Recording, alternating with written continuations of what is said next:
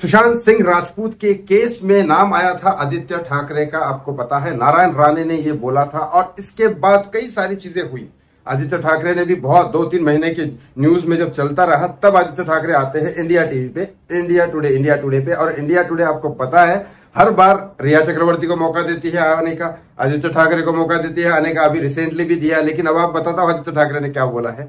तो ऐसे आदित्य ठाकरे ने पहले तो बोला था मेरा कोई लेना देना नहीं, अब आदित्य ठाकरे बोल रहे हैं कि बड़ा स्टेटमेंट कि डॉक्टर्स का कोई कसूर नहीं है, सारे डॉक्टर्स का कोई कसूर नहीं है, ये किसी और नेता का हाथ है।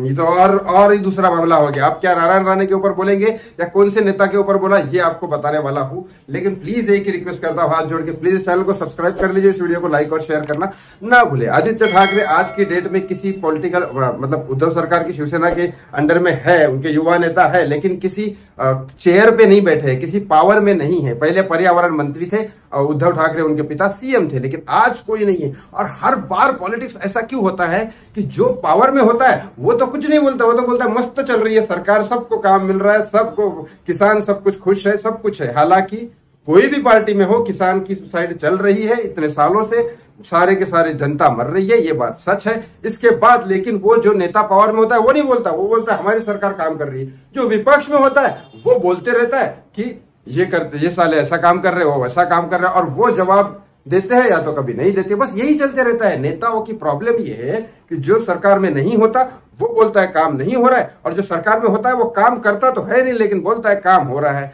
ऐसे में आदित्य ठाकरे ने बोला कि डॉक्टर्स का, कोरोना के सिस्टम में डॉक्टर्स ने बहुत अच्छा काम किया है, सरकार ठीक से नहीं बताती है, सरकार की गलती। सरकार मतलब सीधा सीधा एकनाथ शिंदे को उन्होंने बोला है, क्योंकि देवेंद्र फडणवीस को आदित्य ठाकरे ज्यादा बोलते नहीं है। एसआईटी की जांच की टीम देवेंद्र फडणवीस कर रहे हैं और आदित्य ठाकरे को पता है कि मुझे पता नहीं कभी भी ऐसा अगर कुछ हो सकता है, ईडी का समन सुशांत के चक्कर में या किसी भी चक्कर में अगर मेरा नाम आता है और अंदर जाना पड़ेगा तो मुझे सीधा सीधा देवेंद्र फडणवीस के पास जाना पड़ेगा और उनसे हाथ मिलाना पड़ेगा बीजेपी के संदर्भ में, और फिर वो बच जाएंगे ऐसा उनको लगता है। क्योंकि नीतीश कुमार के पास वो गए थे लेकिन नीतीश कुमार बीजेपी से मिल गए, अब आदित्य ठाकरे के पास कोई ऑप्शन नहीं है। आपको क्या लगता है कि क्या क्या ये विपक्ष और जो चेयर पे बैठे हैं लोग एक दूसरे को टांग खींचते रहते, काम खुद कुछ नहीं करते? देवेंद्र फडणवीस साहब को मैं बोलता हूँ एसआईटी की जांच की टीम का क्या हुआ, वो दिशा सालन के केस का हुआ क्या? और बीजेपी में सरकार आपकी है, सेंट्रल गवर्नमेंट में आपकी है, तो सीबीआई क्या कर रही है इतने साल से? 3 साल 3.5 साल होने को आ रहे, कर क्या रही है पता नहीं है।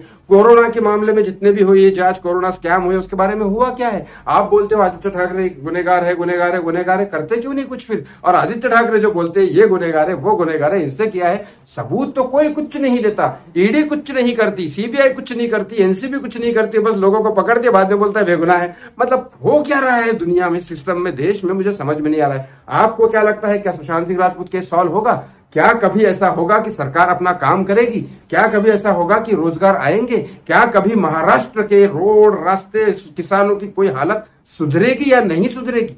कमेंट बॉक्स में कमेंट करके जरूर बताएं। और किसी भी नेता को कुछ भी बोलना है बिंदास मेरी तरफ से मतलब आप बोल सकते हो भाषा का उपयोग करते हुए। Thank you so much for watching मी, धन्यवाद।